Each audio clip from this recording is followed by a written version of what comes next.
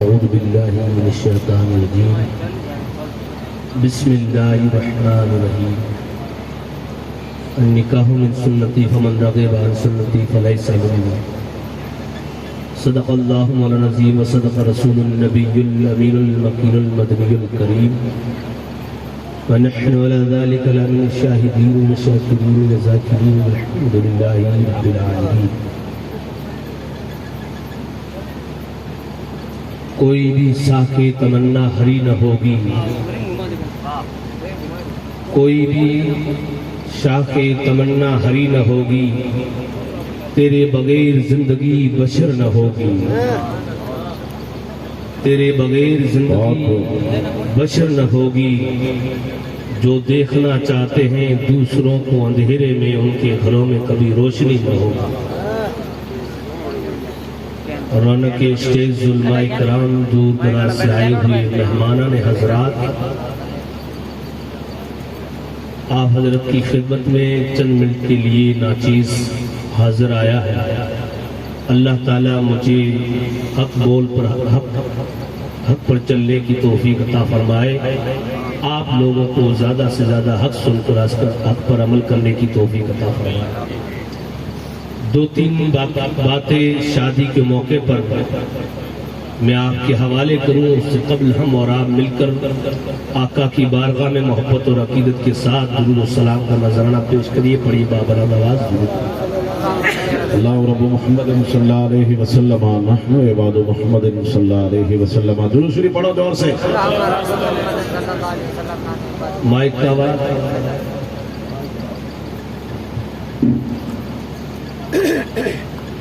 اللہ کا فضل و کرم ہے کہ جمال میں کہاں کمال رکھا ہے، یہ محمود شاہ نے سنبھال رکھا ہے۔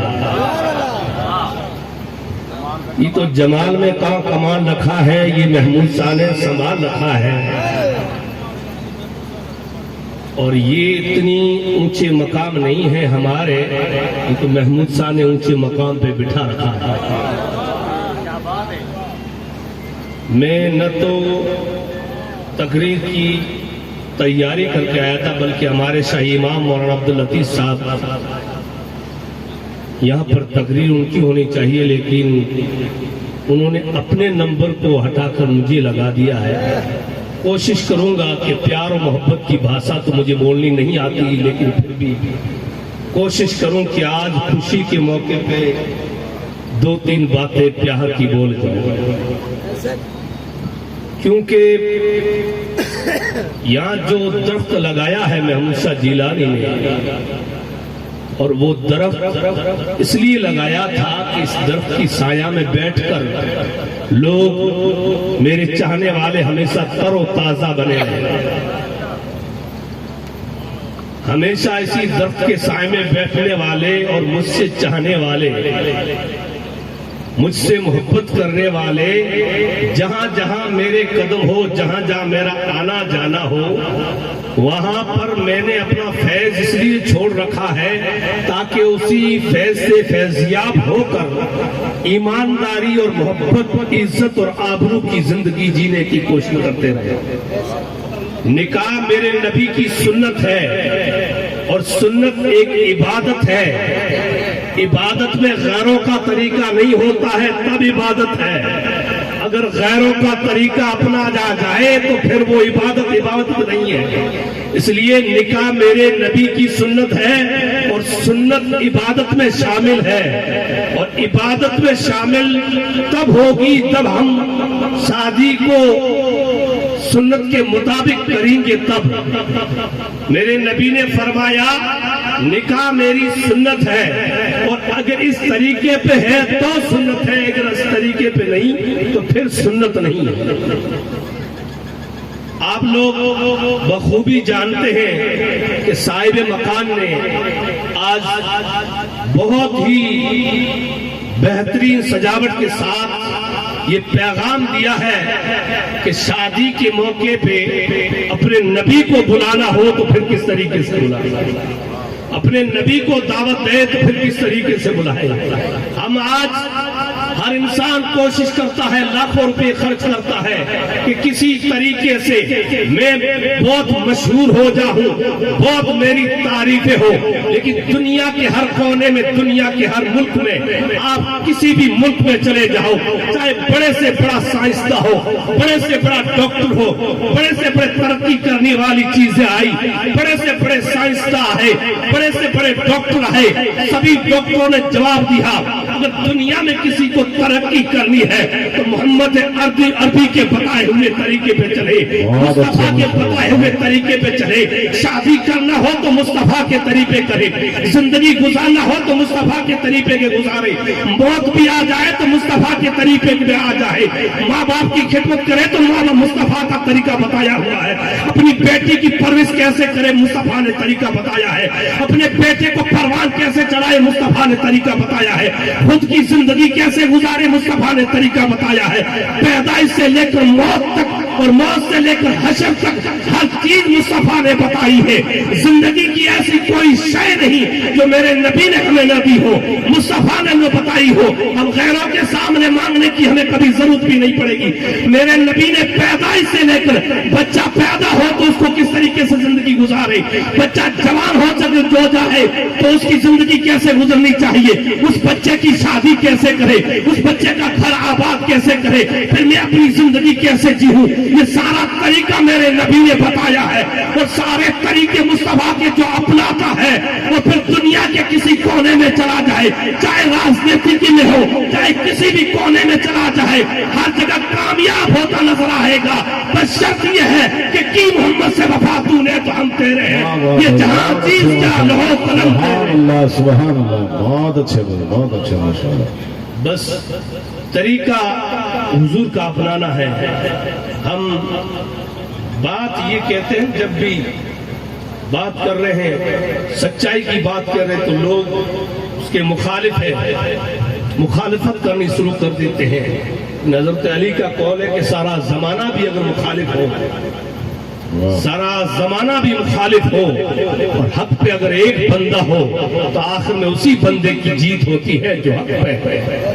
کیونکہ مچھر کتنے بھی ہوں لیکن ٹھنڈی ہوا چلتی ہے تو سارے ہی اڑ جاتے ہیں، سارے ہی اڑ جاتے ہیں. اس لیے سرکار محمود پیا کا نام لے کر سر ہلانے والوں، سرکار محمود پیا کی باتوں پہ صرف سر ہلانے سے کام نہیں چلتا ہے. پیر اور مرید کی محبت کیسی ہونی چاہیے بات بتا دوں.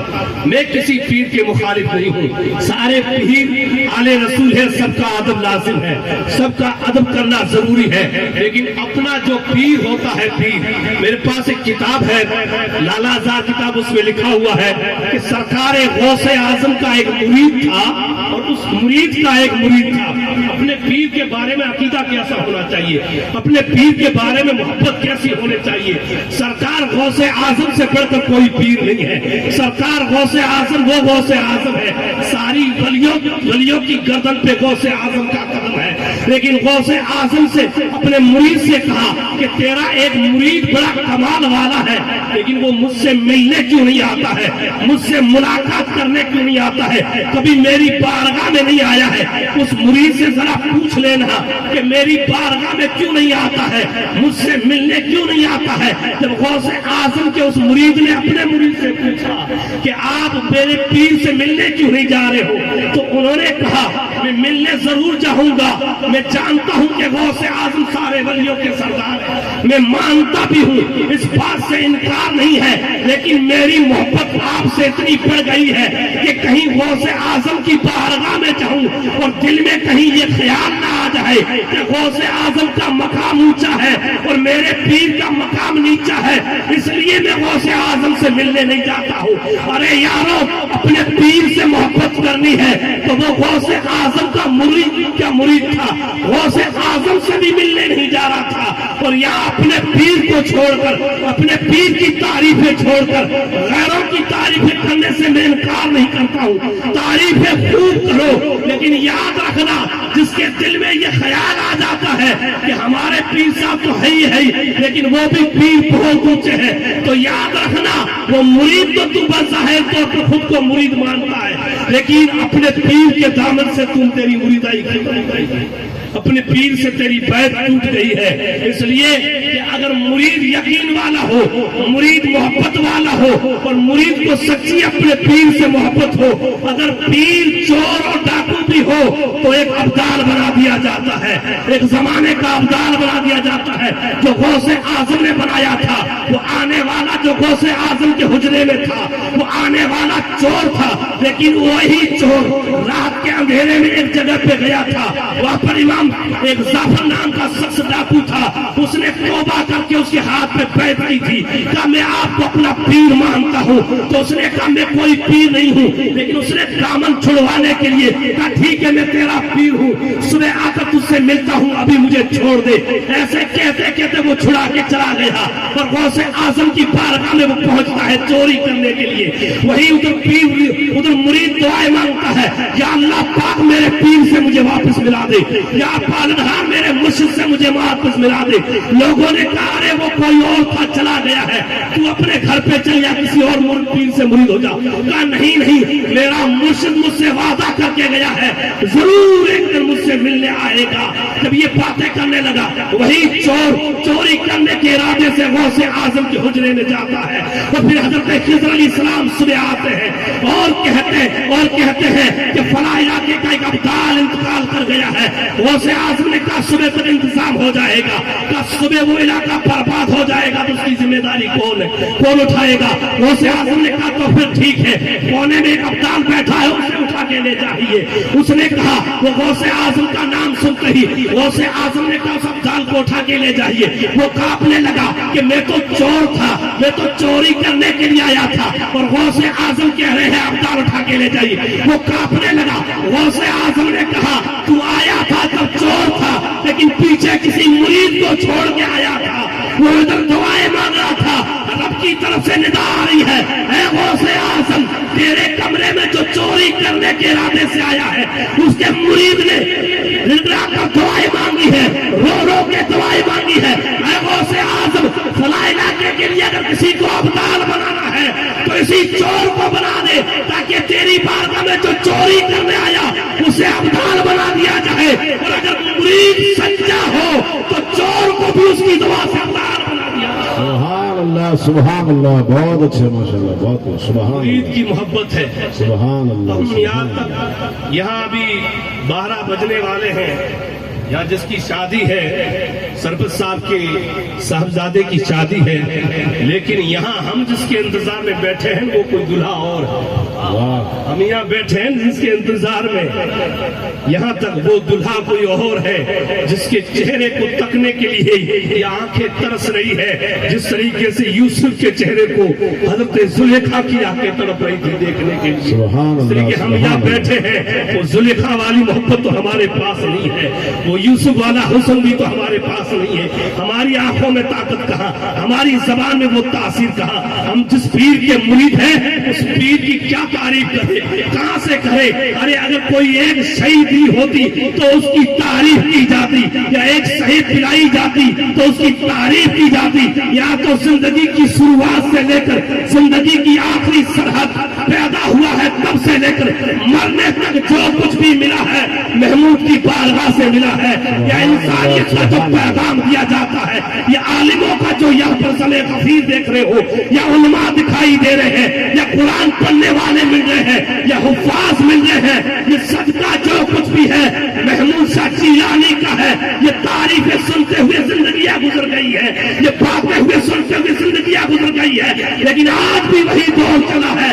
پیاز کھانا ہے تو کھانا ہے, بچی کو بیچنا ہے تو بیچنا ہے, پیسے لینے ہیں تو لینے ہیں, دعائیں سر ہلا ہلا کے نہیں. یاد رکھنا ہوگا حشر میں معلوم کہ جیتا کون ہارا کون. یا تو یہ مت سمجھنا کہ یہ زندگی یہی ختم ہو جائے گی, اس کے بعد ایک زندگی اور ہے جس کو قرآن نے کہا ہے وَمَن يَعْمَلْ مِثْقَالَ ذَرَّةٍ خَيْرًا يَرَهُ وَمَن يَعْمَلْ مِثْقَالَ ذَرَّةٍ شَرًّا يَرَهُ. رائی کے دانے کے برابر اگر تو نے بھلائی کی ہے اس کا بھی بدلہ ملے گا, رائی کے دانے کے برابر برائی کی ہے اس کا بھی بدلہ ملے گا. بہت اچھے سبحان اللہ. نعرہ تکبیر, نعرہ رسالت, نعرہ رسالت. اللہ تعالیٰ کی بارگاہ میں دعا ہے کہ اللہ تعالیٰ سب کو ایک و نیک بننے کی توفیق عطا فرمائے.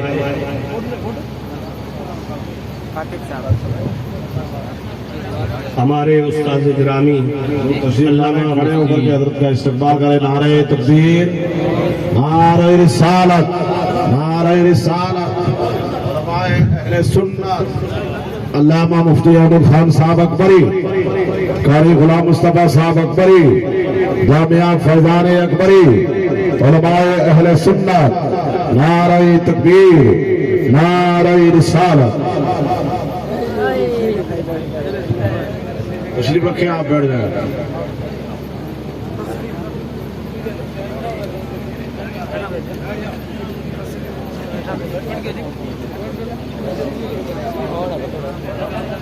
ادب کے ساتھ بیٹھے.